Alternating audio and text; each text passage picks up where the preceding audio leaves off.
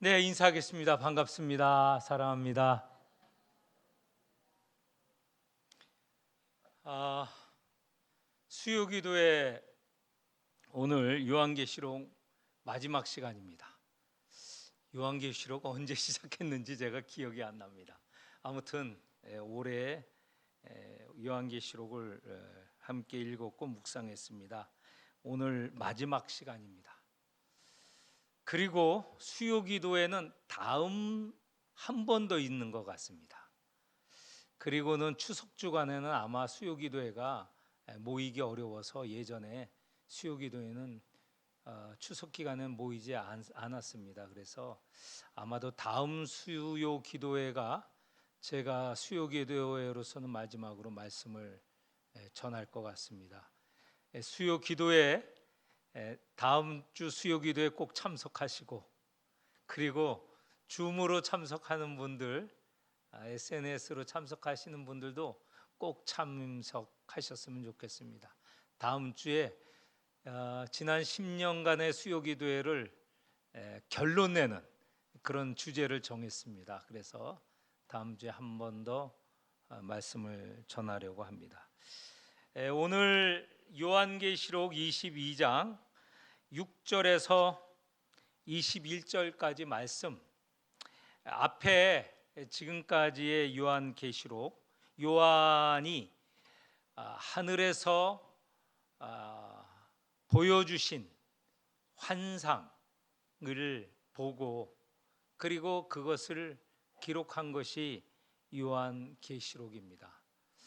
가장 중요한 것은 앞으로 임할 하나님의 나라의 모습이 어떤 모습인지 그동안 말씀을 드렸습니다. 특별히 5장, 6장 그리고 21장, 22장에서 하나님 나라의 모습을 우리가 보았습니다. 물론 이것이 사람의 말로 된 그런 환상이어서 온전하게 정말 앞으로 임할 하나님 나라를 샅샅이 다 드러내지는 못하지만 그래도 사람의 말로서 표현될 수 있는 그 하나님 나라를 가장 온전하게 드러낸 것이 방금 말씀드린 요한계시록의 하나님 나라의 모습입니다. 그래서 여러분 혹시 생활하시면서 하나님 나라를 그리워하고 또는 지금 상황이 너무 힘들고 어려워서 장차 이루어질 하나님 나라의 소망을 갖고자 할 때에 5장, 6장, 21장, 22장을 읽고 큰 위로와 그 다음에 소망을 얻으셨으면 합니다. 그리고 이 요한계시록이 주어진 것은 결국 현재적인 목적이 중요합니다. 이 요한계시록이 주어진 시기가 로마 제국 가운데서도 기독교인들을 핍박하고 교회를 말살하려고 하는 때에 많은 고난이 있었고 순교자도 있었고 또 멸시를 당하고 그리하였습니다. 그때에 이 하나님 나라의 모습을 보여주면서 현재의 어려움을 잘 이겨낼 수 있도록 그렇게 위로하는 말씀이 요한계시록 전체의 내용입니다. 끝까지 견디라는 겁니다. 오래 참으라는 것입니다. 그런데 오래 참고 기다릴 때 그냥 막연하게 기다리는 것이 아니라 우리의 주님이 되신 어린 양 예수 그리스도께서 우리의 앞서 고난을 받으셨고 그 고난 가운데 승리하신 분 아니십니까? 예수께서 우리와 함께 하시고 이 고난을 함께 하신다는 것이에요. 그래서 현재적으로도 위로와 격려를 얻게 하는 것이 이 요한계시록의 목적입니다. 요한계시록은 여러 가지 상징적인 용어 때문에 그동안 어려운 말씀으로 이해했는지 모르겠습니다. 그러나 이 수요 기도의 이 시간 요한계시록을 우리가 함께 읽어 나가면서 이 상징적인 용어만 우리가 적절하게 이해를 하면 전체적으로 이게 크게 어렵고 이해가 불가능한 게 아닙니다. 제가 오늘 앞서서 말씀드린 그 내용을 근거로 해서 읽는다면 충분히 요한계시록을 이해할 수 있습니다. 그리고 좋은 참고서를 동행하면, 예를 들면 성경에 보면 주의 성경 같은 게 있지 않습니까? 성경에 붙어 있는 작은 설명들이 있는 그런 성경을 참고로 하면 충분히 이해하실 수 있을 거라고 생각합니다. 여러분의 사는 날까지 이 요한계시록이 여러분에게 큰 위로의 도구, 또 앞날을 소망하는 데 지침이 되는 그런 책이 되기를 축원합니다. 오늘 마지막 부분에 보면 이 요한계시록 22장 5절까지의 말씀을 이렇게 표현합니다. 6절에 보면 이 말 또는 7절에 보면 예언의 말씀이라고 합니다. 예언의 말씀. 이 말씀은 6절에 보면 신실하고 참된지라 다시 강조하는 것이죠. 요한계시록의 말씀은 그냥 소설과 같은 그런 내용이라든가 책이라든가 또는 무슨 지식을 알려주는 또는 상징적인 용어로 숨바꼭질하게 만드는 그런 책이라기보다는 예언의 말씀이라는 것입니다.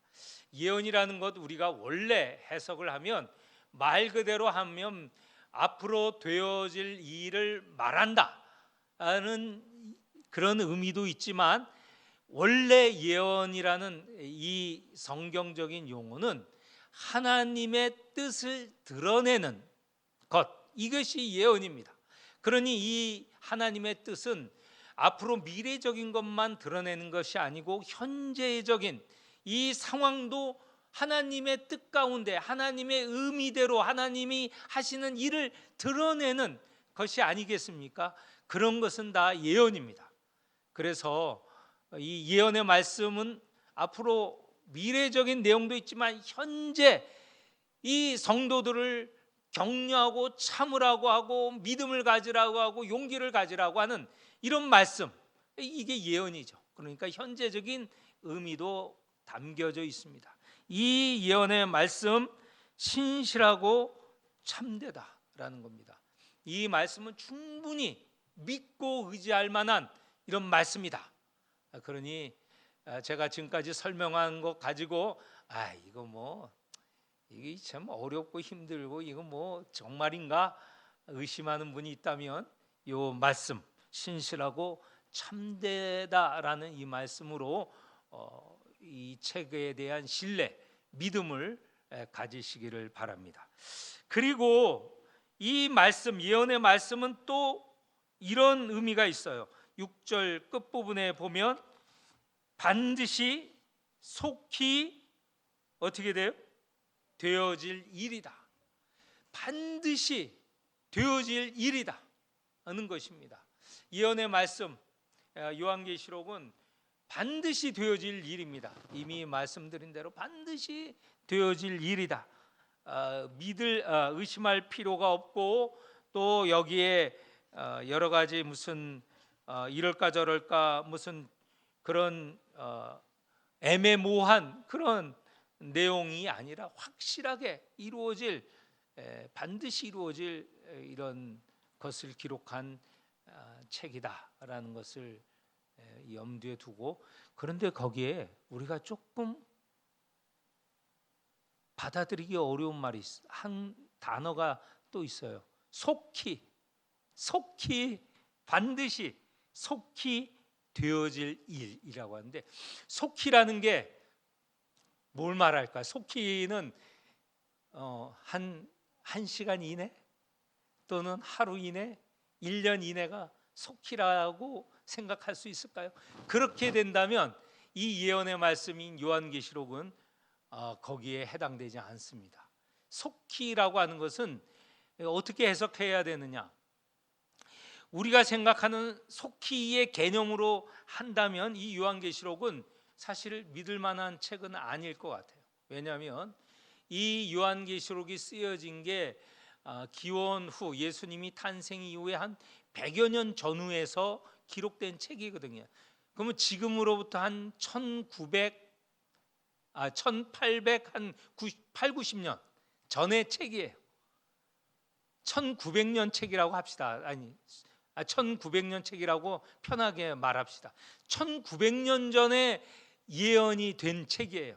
그러면 그때 속히라면 1년, 2년, 길게 잡아서 10년 또는 한 세대 30년 정도면 속히라고 생각할 수 있는데 1900년이 지났어요. 근데 어떻게 속히라고 말할 수 있을까? 그렇게 생각한다면 의심할 만한 책입니다. 그런데 여기서 속히라는 것은 이렇게 이해하면 좋을 것 같아요. 예수님도 여러 차례 재림에 대해서 말씀을 하셨습니다. 그러면서 속히 오리라 말씀을 하셨어요. 그런데 예수님이 말씀하실 때 속히라는 말 생각해 보면 예수님 말씀하신 이후에 지금 1950년 정도씩 세월이 지났거든요. 어떻게 속히라고 할 수 있습니까? 라고 말할 수 있죠. 그런데 이 속히라는 것은 마지막 날을 기준으로 한다면, 그러니까 예수님이 다시 오신 재림으로 생각한다면 정말 긴 시간이 지금 흘러가고 있어요.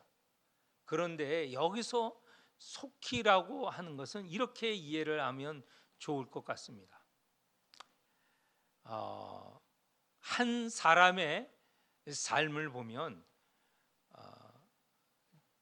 제 삶이나 여러분의 삶이나 또는 이 요한계시록에 주어진 시대의 삶을 보면, 그 사람들의 삶을 보면 그 사람은 언제 하나님의 부르심을 받을는지 알 수 없어요. 내일이 오늘 저녁이라도, 오늘 밤이라도 부르심을 받을 수 있습니다. 그리고 어떤 사람은 이 또 고난이 있던 시기이기 때문에 언제라도 붙잡혀 갇힐 위험도 있고 또 혹이나 순교당할 염려도 있습니다.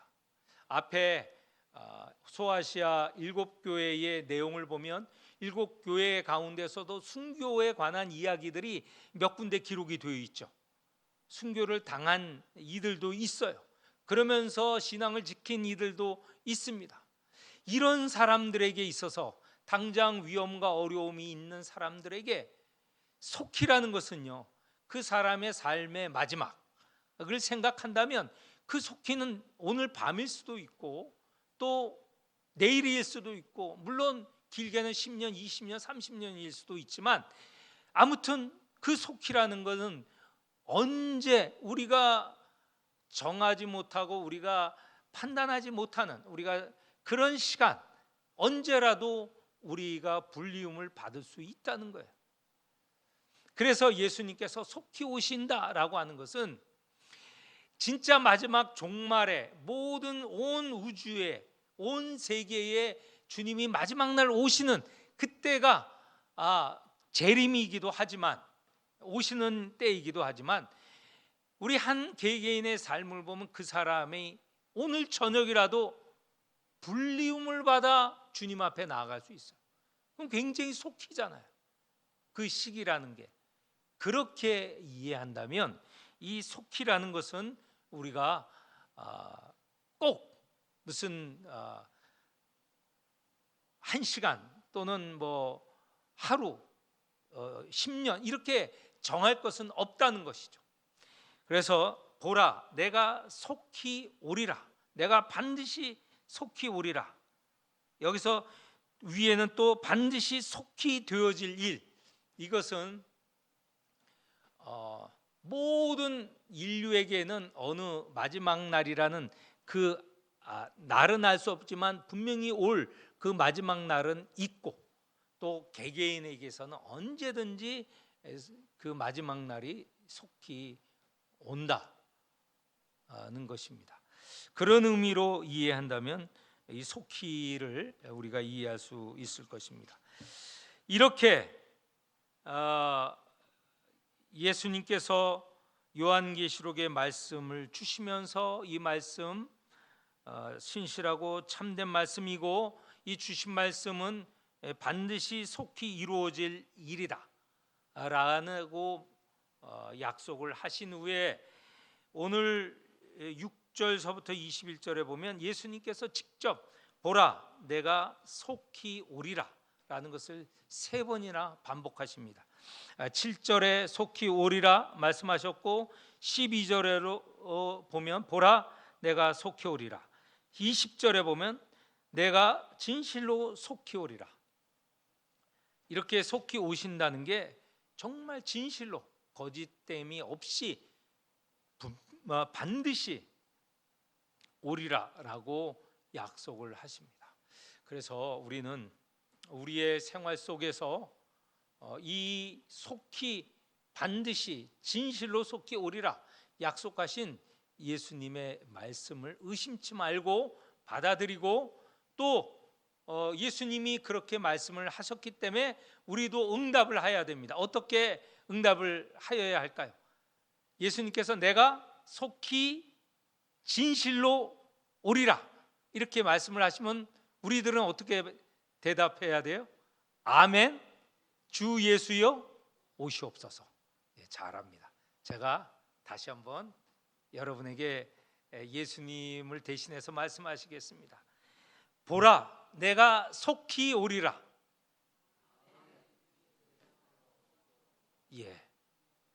정말 저는 주님이 속히 오시는 것을 바라고 있습니다. 그걸 생각하면 정말 마음에 큰 위로가 있습니다. 어떤 상황일지라도 주님이 오신다고, 그것도 반드시 분명하게 진실로 오시고 그것도 속히 오신다고 하셨을 때 제 마음속에는 큰 위로가 있습니다. 그래서 주 예수여 오시옵소서. 아멘. 주 예수여 오시옵소서. 마라나타, 마라나, 주님, 우리 주님 타 오시옵소서. 이렇게 우리가 고백을 하는 것이죠. 우리가 이렇게 오실 주님을 기다리면서 사는 신앙, 기다리면서 사는 삶이어야 진짜 성도의 삶이 될 것입니다. 이 마라나타 신앙이라고 하죠. 그냥 마라나타, 이 아람어입니다. 이것은 히브리어도 아니고 헬라어도 아니고 아람어인데 예수님 당시에는 아람어로 쓰여 서로 말을 했습니다. 그러니까 히브리어와 가까운 말이죠. 아람어, 마라나타.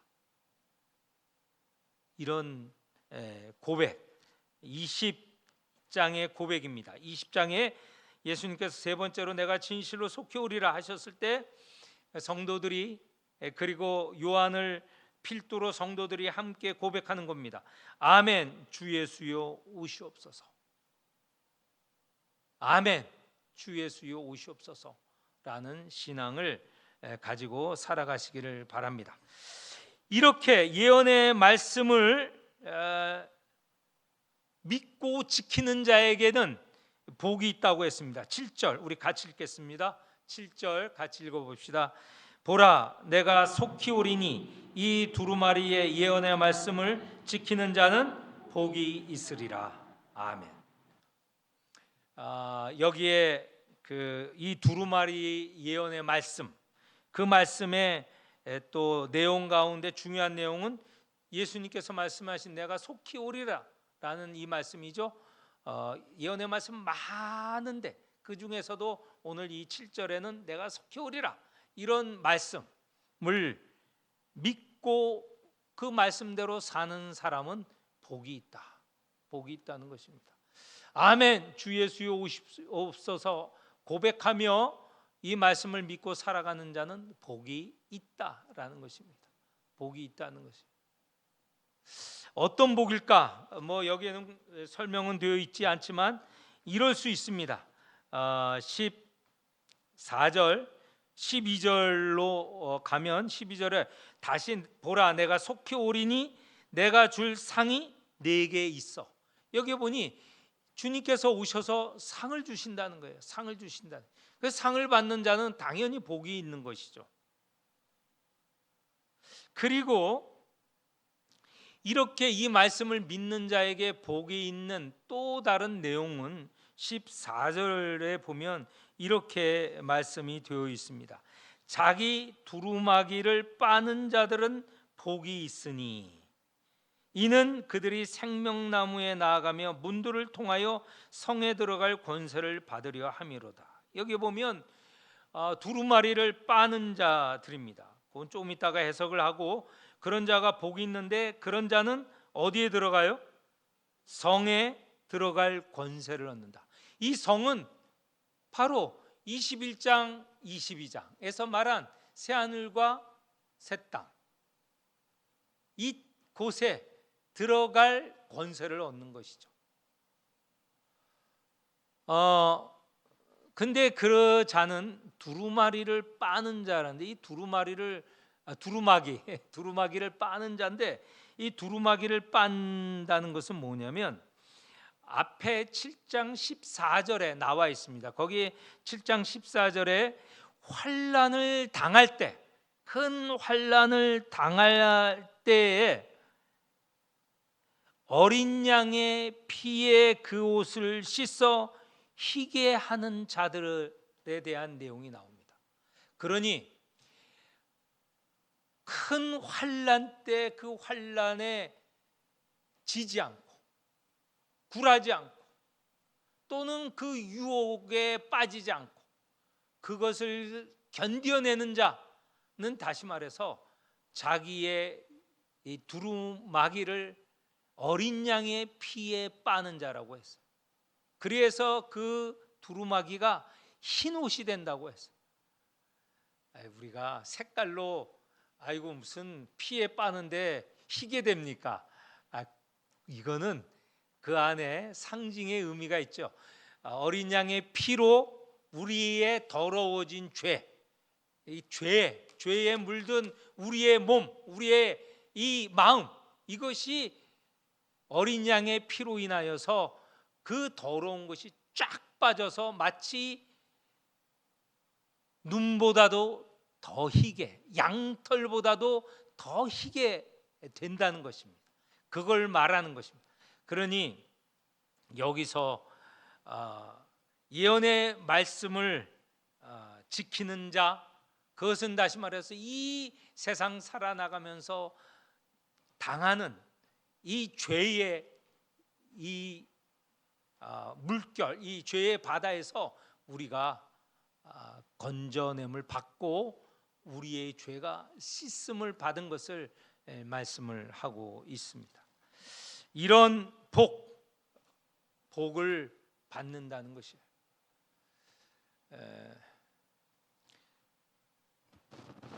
요한계시록 5장에 보면 4장에는 하나님과 보좌에 대해서 4장에 상세히 묘사가 되어 있고, 5장에는 어린 양 예수에 대해서, 어린 양에 대해서 묘사가 되어 있어요. 천국의 새하늘과 새 땅에는 모든 것이 다 정말 아름답고, 그 다음에 모든 것이 보기에 좋고 선하고 그렇습니다. 보기에 좋은 것만 말하는 게 아니고 정말 보기에도 좋고 실질적으로 좋고 선하고 그렇습니다. 그런데 그 가운데 유일하게 우리로 하여금 이게 무슨 장면이지 하는 게 있는데, 어린 양이 가슴에서 피를 내는, 뿜는 내용이 나와요. 그럼 뭘 말할까요? 어린 양이 피를 흘린다는 것은 사실 끔찍한 장면이잖아요. 십자가에 달리신 예수, 그에게서 피 흘리는 장면은 가장 추한 장면이에요. 사실 여러 차례 말씀을 드렸지만 그 장면은 로마 시대에 가장 흉악한 자가 당하는 형벌이고, 그 십자가에 달리는 것이 그 사람에게나 가정에게나 가장 큰 수치거든요. 그걸 피하려고 했어요. 그런데 이것이 이런 장면이 요한계시록 5장 그리고 그 이후에 여러 군데에서 보면 그 어린 양 예수가 하나님 나라의 중심에 있습니다. 어떻게 이해해야 되는가? 그 고난, 그 피 흘림이 우리를 구원한 사건이 되는 거예요. 우리를 구원한 주님의 공로예요. 우리는 아무 공로가 없는데 어린 양 피 흘리심으로 우리가 구원을 얻고 영원한 생명을 얻고 새 하늘과 새 땅에서 거주할 수 있잖아요. 그래서 그 흉악한 장면이 가장 아름다운 장면으로 변화가 되는 것이, 우리는 거기에 그래도 어느 정도 익숙해요. 예전에는 만약에 믿지 않는 이들에게 십자가에 달리신 예수, 창에 찔리고 하는 예수를 보여주면 그 사람은 경악을 할 거예요. 그런데 우리는 그 장면을 보고 감사와 감격이 있잖아요. 왜 그렇습니까? 믿음이 생겼기 때문에, 우리를 구원하신 믿음 사건이기 때문에 우리가 그렇게 고백을 하는 겁니다. 이걸 잘 이해를 해야 돼요. 예전에 제가 전에 있는 교회에서 아주 어린아이, 그때는 어린아이도 뭐 교인이 많이 되지 않아서 한 4, 50명, 한 40명 전후 돼서 전체 예배를 같이 드려요. 그리고 아이들 설교를 먼저 하고 애들을 내보내고 어른 설교를 하고 그랬거든요. 근데 그때 설교의 내용이 뭐였냐면 아브라함이 이삭을 바치는 그런 내용을 설교를 했어요. 여러분, 우리는 아브라함이 이삭을 바치는 것은 위대한 신앙의 모습이잖아요.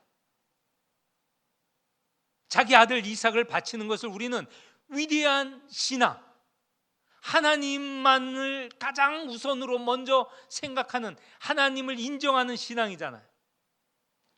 그렇게 우리가 알잖아요. 그런데 그 설교를 한참 진행 중에, 지금 아버지가 아들을 데리고 3일을 지나서 모리아산, 지금 예루살렘 성전이 있는 그 모리아산으로 데리고 갔어요. 그리고 산에 올라가서 바위 위에 두고, 묶어서 바위 위에 두고 칼로 찌르려고 했어요. 그렇게 했더니 아이가 기겁을 하면서 그냥 통곡을 하는 거예요. 우는 거예요. 막 자지러지는 거예요. 제가 그때처럼 실감 있게 말씀은 안 드렸어요. 그런데 그 아이가 막 듣고는 막 놀라서 자빠지는 거예요. 왜냐하면 처음 들었기 때문에.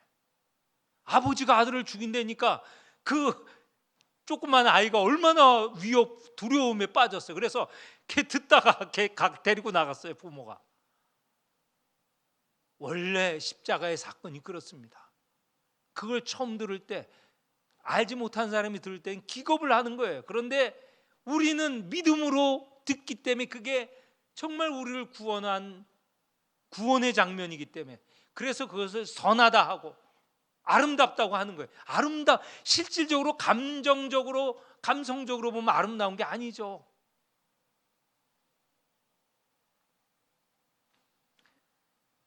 오늘 이 십자가에 달리신 예수 그리스도를 그리는 것은 바로 새하늘과 새 땅의 어린 양 예수께서 피 흘리시는 그것이 이 장면의 중심에 있는 겁니다. 우리가 그것을 받고 그것을 믿고 그 구원의 공로에 감사하면서 지금 현재를 살아갈 힘을 얻는 겁니다. 우리도 그 고난에 굴하지 않고 견디고자 하는 그런 믿음이 생기는 거죠. 용기가 생기는 거죠. 말씀을 맺겠습니다. 요한계시록 수십 주에 걸쳐서 말씀을 드렸는데 이 말씀이 평생 여러분의 삶에 큰 용기가 되는, 믿음이 되는 말씀이 되기를 축원합니다.